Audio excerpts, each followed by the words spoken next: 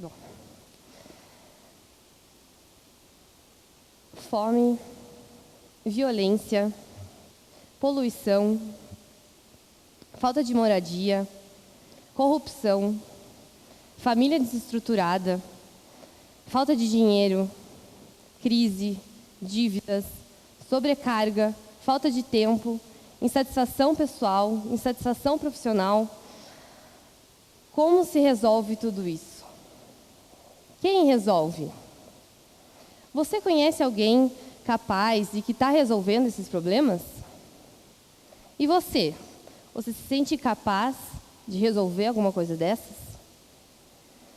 Pode ser que tenha passado na sua cabeça que a responsabilidade de tudo isso é do governo, de algum grupo que tem mais dinheiro, de algum especialista. Mas e nós, que não fazemos parte desses grupos específicos? A gente tem um compromisso de ir em busca da sociedade que a gente deseja. Nós somos causa de muitos desses problemas e também somos parte da solução. Eu resolvi ser uma resolvedora de problemas. Para mim, hoje é mais natural me deparar com alguma dificuldade e certificar que tem uma solução. Eu consigo enfrentar ela. Então, quando algumas pessoas vêm falar para mim que alguma coisa é impossível, não dá, desistir, eu penso, impossível? Desistiu? Será mesmo? Essa história de resolver problemas começou em 2011, quando eu entrei na faculdade, no curso de administração. Na primeira semana, os calouros participam de uma série de palestras, e numa delas, o Centro Acadêmico, a Atlética, a Empresa Júnior começaram a falar, e eles disseram que o curso de administração é o curso em que mais ingressa alunos e o curso que mais lança os formandos para o mercado de trabalho. É o primeiro lugar em entrada e saída. Eu sabia que meu curso era popular. Na época, tinha aquela frase, tem um curso de administração em cada esquina no Brasil e tal, mas eu não sabia que ele era o primeiro. E aquilo me deixou um pouco angustiada, porque, meu Deus, quanta gente competindo comigo, eu não tinha me ligado nisso. E ali eu decidi, eu vou ser diferente. E essa minha decisão fez com que eu realmente me doasse para cada compromisso que eu assumia. Que eu pegasse aquela missão da atividade que eu estava em mãos e eu tinha que cumprir ela. A minha família, ela, na época da faculdade, costumava dizer que eu inventava muita moda. A Isabela, na faculdade, só inventa moda.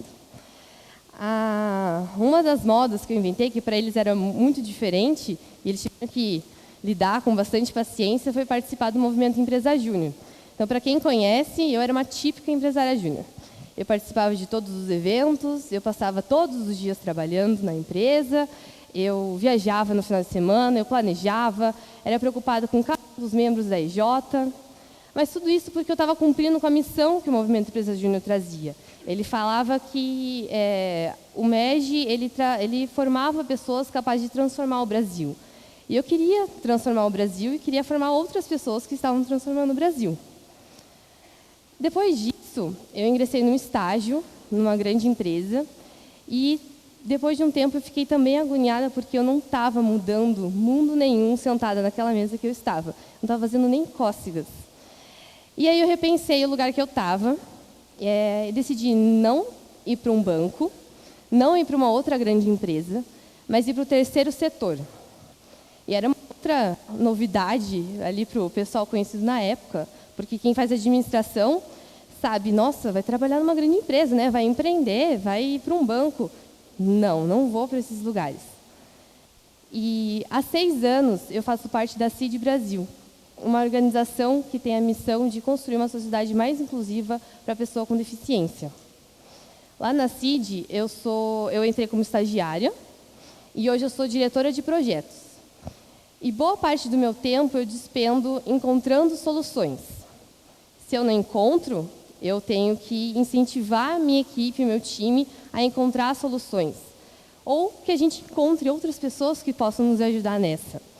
Então, todo dia, a gente pensa em como quebrar as barreiras que a pessoa com deficiência tem na sociedade. E diversas coisas a gente enfrenta. Por exemplo, se tem pessoas com deficiência em extrema exclusão, ou que elas não participam de rotinas sociais como as nossas, que para a maioria da gente é comum, como ir ao cinema, ir à praia, sair de casa. Se isso está acontecendo com ela, a CID faz questão de ir atrás de outras pessoas e de fazer essa realidade mudar, para que essa pessoa seja incluída socialmente.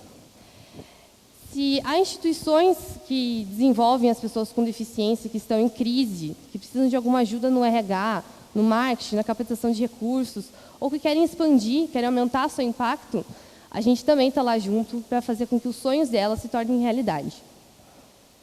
E ao longo desse tempo da CID, do meu trabalho no terceiro setor, eu percebi que há pessoas que resolvem problemas e há pessoas que ficam paralisadas, ou que responsabilizam os outros para resolver os problemas, e o problema dos outros não é dela.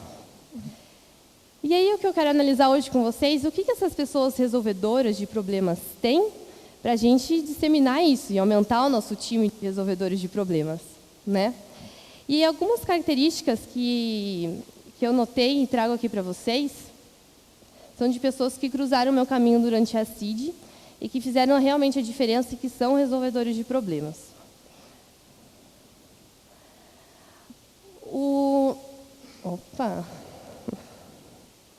Bom, o primeiro é o Pablo, muito sorridente, ótimo de conversar. Eu diria que ele é um bom empreendedor, embora ele não fale, não considere, né, essa característica dele. Tem 40 anos, paralisia cerebral, ou seja, uma parte do Pablo, uma parte do corpo dele é limitado dos movimentos e tem uma deficiência intelectual.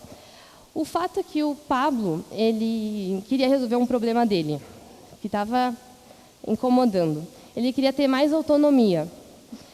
Para ele ir e vir para alguns lugares na cadeira de rodas, ele precisava da disponibilidade de outras pessoas para levar ele para cá, para lá. E essas pessoas, normalmente, elas diziam: espera um pouco, daqui a pouco a gente vai, vou ver se eu posso. E palavras de Pablo: paciência é um dom e eu não tenho. Então, Pablo, por incentivo de uma voluntária que trabalhou 15 dias na instituição que ele frequenta e que foi uma ponte feita pela CID, ele decidiu comprar uma cadeira motorizada, para que a autonomia dele fosse real.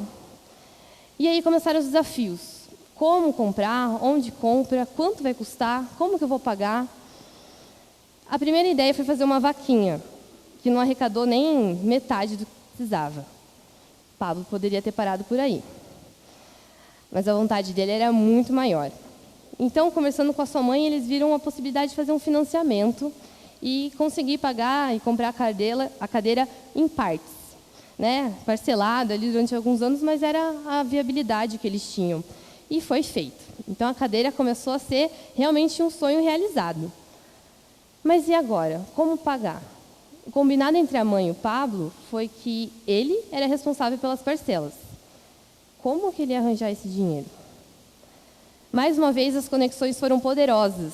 E o Pablo e a família aproveitaram as idas e vindas do pai, que era caminhoneiro, que trazia constantemente pacotes de farofas bem deliciosos, por sinal, e ele começou a ver se um conhecido queria, se o pessoal da instituição gostaria de comprar, um vizinho, e deu certo. Na primeira tentativa de venda, ele levou 9 e ainda criou uma lista de espera.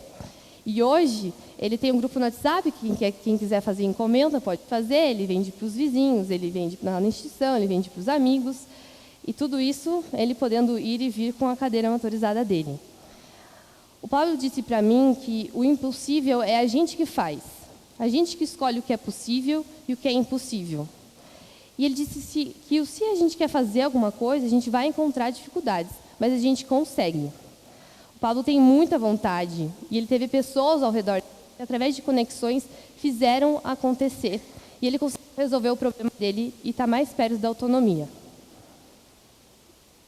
Bom, a outra pessoa que é um típico resolvedor de problemas é o Rubens. O Rubens, ele é professor de matemática, ele já deu aula no estado, na universidade, e ele faz questão de que a aula dele seja boa e que os alunos gostem da aula dele. E aí já tem um grande desafio, né? Porque fazer com que os alunos gostem de matemática e aprendam, aí, né? Essa eu quero ver também. Mas ele fazia isso, e ele ensinava de um jeito muito diferente. E as pessoas realmente gostavam e aprendiam com a aula dele. Eis que, em alguns momentos da vida de professor do Rubens, ele teve 2 alunos com deficiência visual, no começo, né? Então, um aluno ele teve lá no colégio e outro aluno na universidade.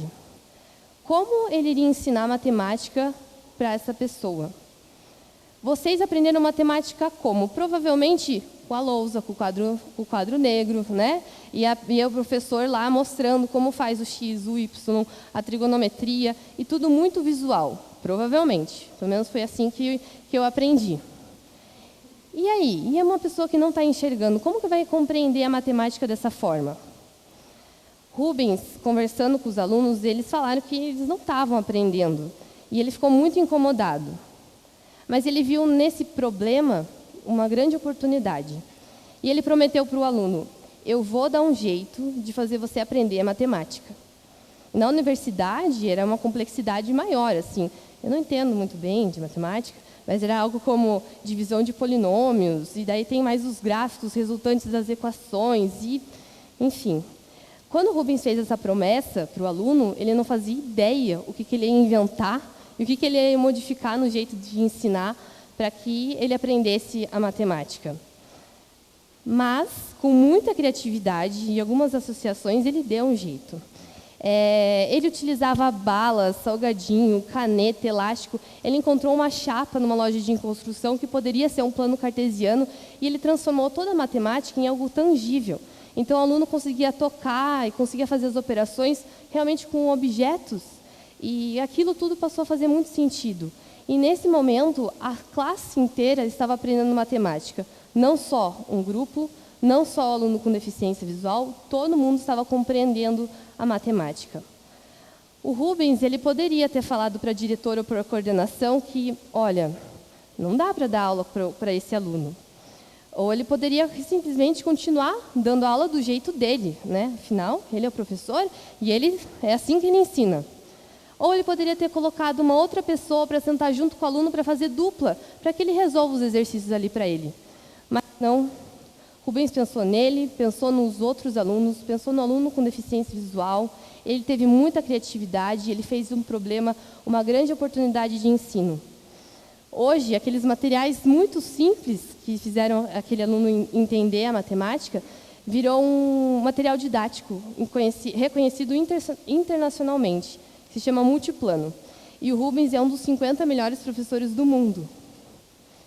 Bom, e é aí que está a característica das pessoas que resolvem problemas. Elas têm uma grande vontade, elas têm por perto pessoas que elevam a capacidade dela. Então, quem que vocês têm aí do lado de vocês que fazem vocês também transformarem? Que puxam vocês para cima? Que lidam com positividade? Quais são as conexões que vocês fazem? Quando vocês estão com algum problema, vocês olham simplesmente no que vocês estão passando ou você consegue enxergar o próximo?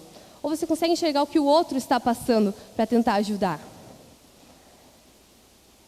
Eu convido vocês a pensarem, se vocês puderem resolver um problema hoje, que vocês morrem de vontade de resolver, qual seria?